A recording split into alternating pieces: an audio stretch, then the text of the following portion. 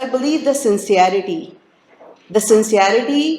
whole issue for us running this organization without any kind of corruption, being radically transparent, and being able to have our auditing and they find no issue has been a big challenge.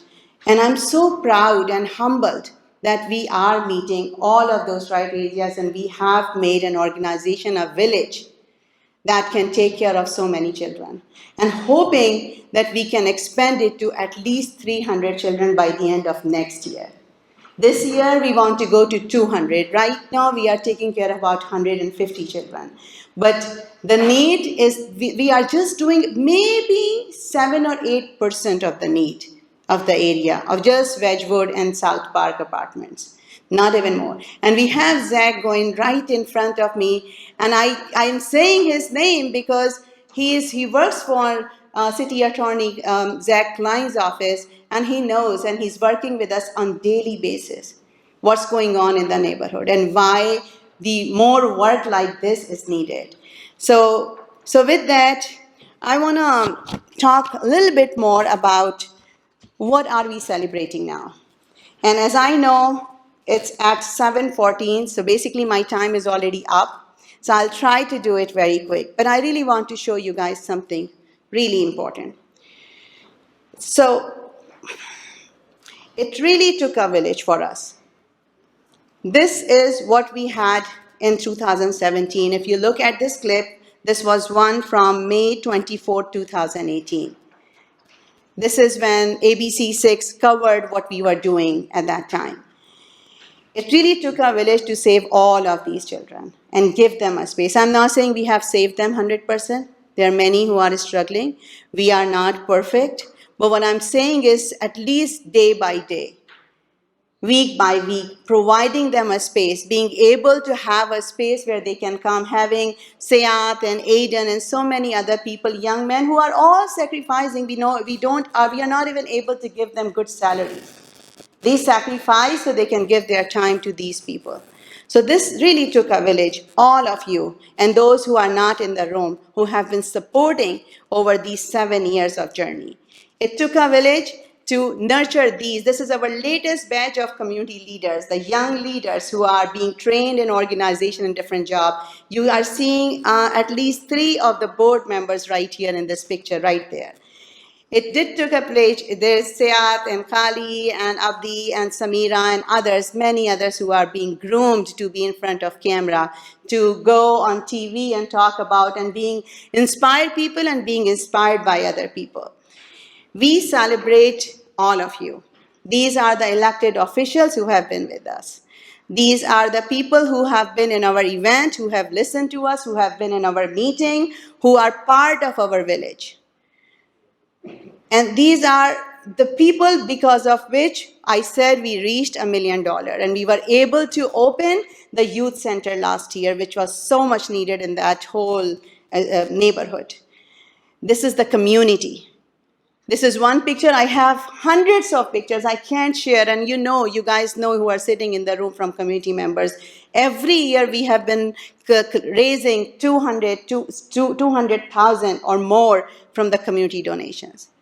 So this is why we were able to do. All our partners, you all are part of our village. We have Ohio Premier Club right now here with Chris Bear. Can we have a hand from where Chris' table is?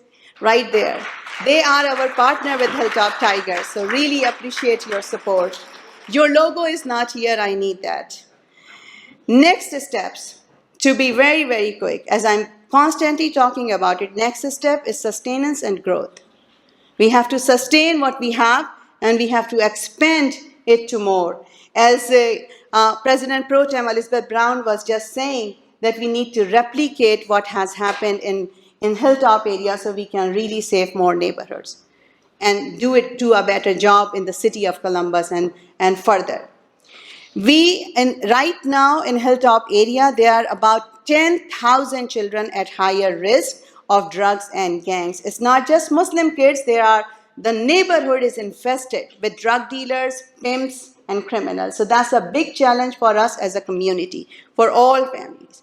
And then there is no indoor soccer space. So we have our partners, Russ Harris, Chris Bear, other people have been involved, Steve Locker, all of these have been involved in this finding a space. And then we are reaching out to the State House, we are reaching out to the Senate, we are reaching out to City of Columbus that please do something so we can have a space so we can save our children. Every year in winter, 4 or 5 months are when we lose our children to drugs. It's a pattern. We are losing our children to incarceration because then they do something that they shouldn't be doing if they were in a better place, and then they are being incarcerated. And their future is really, really risky after that. This is a recent story of Wedgwood apartment, which is better now because of intervention and the work we have done. But still, this is recent story from July of 2021, where this mother is wondering if she can stay there, and she came out of a shelter. But because of the situation, she is wondering if she can stay here or she should go back to the shelter. And that's where in 750 apartments, majority of the community are these refugee, or they are naturalized citizens now, but there's language barrier, there's workforce development, there's so much that needs to be done to support these families so they can really get out and be who they should be. These are the kids who are soccer champion right now. 10 of the kids, as I know, are playing in the Ohio Premier Club now. Am I right?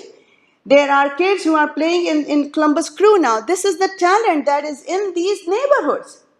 And they are the ones, and I tell everybody when the people come to the center, take pictures with them.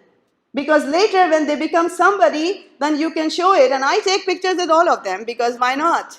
Right? So this is something that is so important that we really understand that what are we going to do now? So as I said, we want to have more children. We want to expand our program. We need a bigger team. Right now, Uzair, who is our youngest, I think he's our youngest board member, but he's my boss and he runs our payroll right now. And he tells me that our payroll has reached to $20,000 per payroll. It's a huge leap for us. But are we going to sustain it? So what we did, we applied for Columbus for community partnership grant from Franklin County. Is 500,000 grant. We have been waiting for it for at least 6 or 7 months now. We don't know if we're going to get it or not. We have applied for another 500,000 grant from Department of Ohio Education. We hope that we will receive it, but still, we don't know if we are getting it now. We are reaching out to the State House for our capital funding needs, which we need to, so we can make it a social enterprise with our kitchen and other investment in our youth center. We are doing our job. But guys, you really have to understand, what I'm doing is I have hired all these wonderful people because we need it. For how long Zerqa Abid can work 300 hours per month and then go in a board meeting and apologize to all board members because they get mad at me that I'm not resting.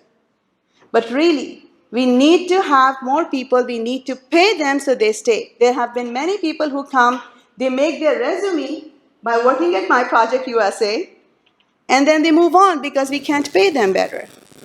And that is a loss for us. So what is going to happen? How much we need? 1.6 million. We need it. As I said, we reached our $1 million. It was capital funding and program funding, and we spent all of it. And our auditing is starting this month. And we are so proud that there won't be anything that, they will find wrong in our organization, alhamdulillah. But we must raise $350,000 from community donation this year. And I really need all hands on deck. I know our elected officials, the city council has been the biggest support. The state house have been supporting us. All other, areas, we can go to elected officials and we know that their presence here is because they understand the issue and they appreciate. And we know that they will do something about it. But the community members also need to know, I need help. We have packages that I want you guys to take with you, and I'm going to give over to Dr. Khalid Kibiti because he will start on really, transitioning us toward the other, the Iftar part, another part. But we need to really, I want to make sure that you guys understand why we are talking about this in Ramadan and where we are heading, because we are in the month of April. And the money I had in accounts is drying up very, very fast. I don't know when the grants announcement will happen. And when the grants announcement happen, it also takes months to receive that money. City Council has, and we are so appreciative that they have announced, they have approved $186,000 to replace the elevator that is very dangerous, but it's in our youth center. But we haven't received that money yet. It will come sometime. So we are waiting on the process. So community donations is what really helps us go forward. How this will break down, as you can see on this screen, is $750,000 in salaries, $70,000 in transportation for clients and program. Our clients do not have transportation. The Hilltop Tigers Soccer Club, we feed them, we transport them, we do the laundry, we do whatever is needed. In the beginning, I never budgeted for food. But then we figured out we have to have food. Impossible, we can't do anything without it. There are parents who are not even able to come to the games because they have to do their jobs. So there's no luxury, no support that we could have in other soccer clubs otherwise. So all of this, these are the legit, minimal expenses. I don't take any salary. Russ doesn't take any compensation. None of our board member is paid for anything. There are so many volunteers who are part of the organization, and our staff also sacrifices on their salaries. But there is only so much you can ask from somebody. The last thing, what is the cost of empowering one youth, one future? Last time in our fall banquet, we have Judge Lachelle Strout, who really spoke about very clearly about what happens in Franklin County. According to her, $185,000 are spent in Franklin County in jailing and putting one youth in prison for a year. It costs $500 plus per night for a youth in jail. Just by doing the program that we are doing, for $10 a day, we can keep our children happy, alive, productive, and we can turn them into taxpayers. If I have money altogether for 100 children, which is about $350,000 at a time, then I can go out and I can do better shopping and get all the resources in one go, and I can manage it. But when I get smaller amounts here and there, it doesn't get the barakah, the blessing. I can't do it. So this budget that I'm giving you is for 100 children. If I have $350,000 in 1 year, we can save them. We can provide them all the programming, and we can do a better job. It's not too much. And Muslim community gives so much more in one night. In building our mosque, in doing other programs. Here, we are talking about hundreds and thousands of children and community and whole city and neighborhood that could be changed.